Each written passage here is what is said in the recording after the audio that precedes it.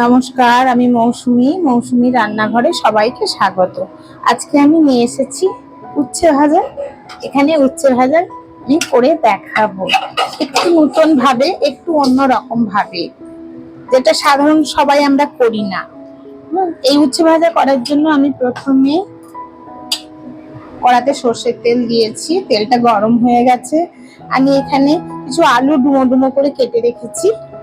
এই আলুগুলো উচ্ছের সাথে ভাজবো, তাই প্রথমে আলুগুলো আমি ভেজে নিচ্ছি।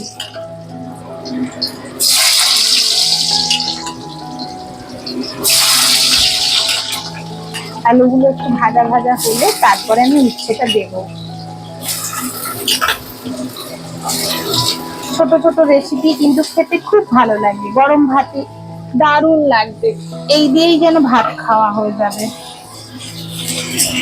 এই আলুটা আমি একটু লাল লাল করে ভাজি, তারপরে উচ্ছে দেব।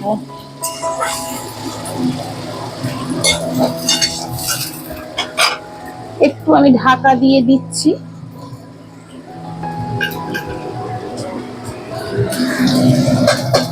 একটু আলুটা ভাজবো এইভাবে লাল লাল করে।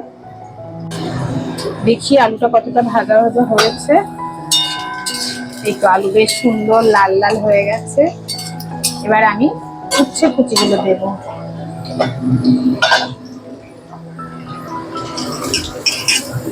উচ্ছে দিয়েও আরো কিছুক্ষণ ভাজবো।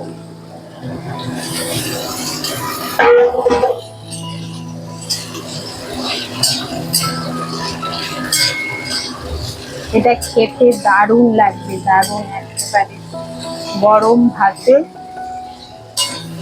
জাস্ট জমে যাবে। দাঁড়ান, একটু নুন আর একটু হলুদ দেবো, দিয়ে আবার ঢেকে দেব। আমি এই প্রথম নুন দিচ্ছি, নুনটা একটু দেখে দিতে হবে।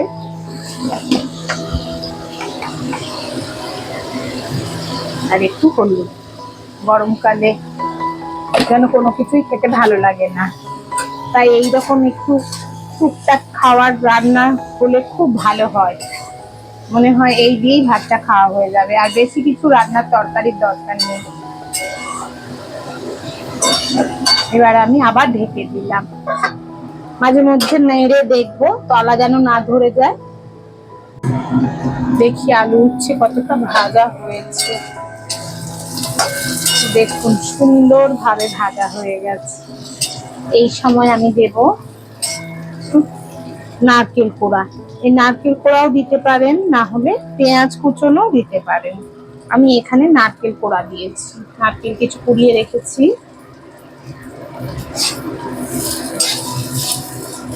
দিয়ে আরো কিছুক্ষণ ভাজবো। এটা যদি আমি পেঁয়াজ কুচনো দিই, পেঁয়াজটাকে দিয়ে একটু এমনি হাতে করে মাখিয়ে দেবেন।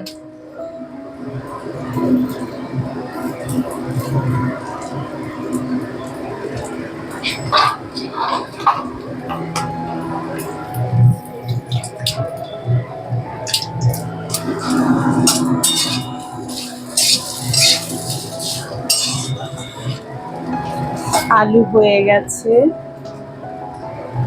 উচ্ছেও হয়ে গেছে। এবারে আমি একটু নেড়ে একটু ভাজা ভাজা করব, দিয়ে নামিয়ে নেব। খেতে এটা দারুণ লাগবে, একেবারে অপূর্ব। আপনারা প্রত্যেকেই বানাবেন, বানিয়ে গরম ভাতে খাবেন। এই গরমকালে পেঁপে তো আমরা সবাই খাই।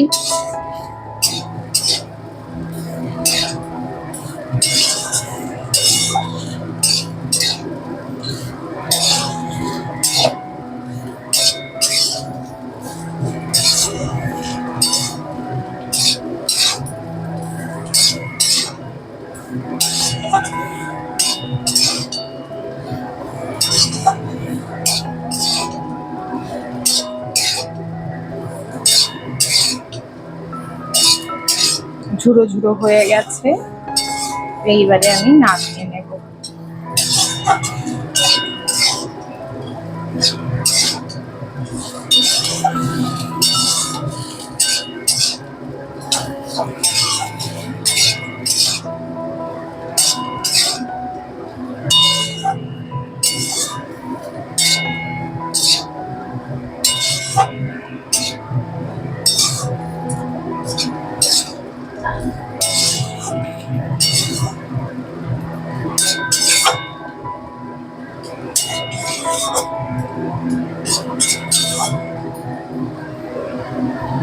হয়ে গেছে আমার উচ্ছে ভাজা। আমি এবার একটু ঢাকা দিয়ে গ্যাসটা বন্ধ করে দিলাম, 2 মিনিট মতো রাখবো, তারপর গরম গরম পরিবেশন করব।